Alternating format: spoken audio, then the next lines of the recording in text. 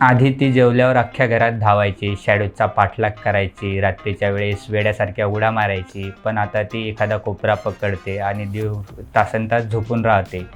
काही कॅट पॅरेंट्सना वाटत असेल की हा आळशीपणा आहे, पण मला यामागचं काहीतरी दुसरं कारण माहिती आहे. I am Yogesh Wagh, a third year veterinary student from Mumbai veterinary college. जेव्हा एखाद्या कॅटची एनर्जी अशी अचानक कमी होते, तेव्हा मी तिचं एज किंवा पर्सनॅलिटी नाही बघत, तर तिचा फूड बाउल बघतो. कॅटचं मेटाबॉलिझम हे ह्युमन आणि डॉगपेक्षा वेगळं असतं.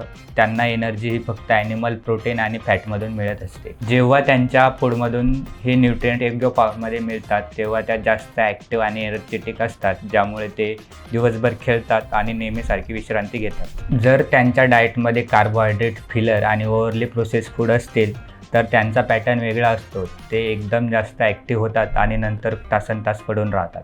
कॅट पॅरेंट्सना वाटतं की त्यांना लेझीनेस, बोर्डम अँड एजिंग झालं आहे, पण प्रॉब्लेम असा आहे की त्यांना सस्टेन मेटाबॉलिक फ्युएल मिळालेलं नसतं.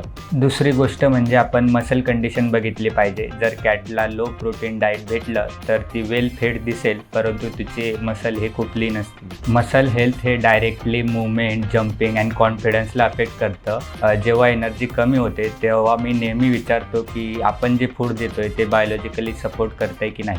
म्हणून मी कॅट्स पॅरेंट्सना नेहमी इन्करेज करतो की तुम्ही असं फीड निवडा जे बॅलन्स न्यूट्रिशन, रिअल इन्ग्रेडियंट आणि जेंटल कुकिंग मेथडने बनलेलं असेल, ज्यामुळे न्यूट्रिएंट क्वालिटी आणि डायजेस्टिबिलिटी मेंटेन राहील. जेव्हा हे न्यूट्रिएंट कॅटच्या बॉडीला मॅच होतं, तेव्हा त्यांच्यामध्ये एक चांगली आणि नॅचरल एनर्जी दिसते.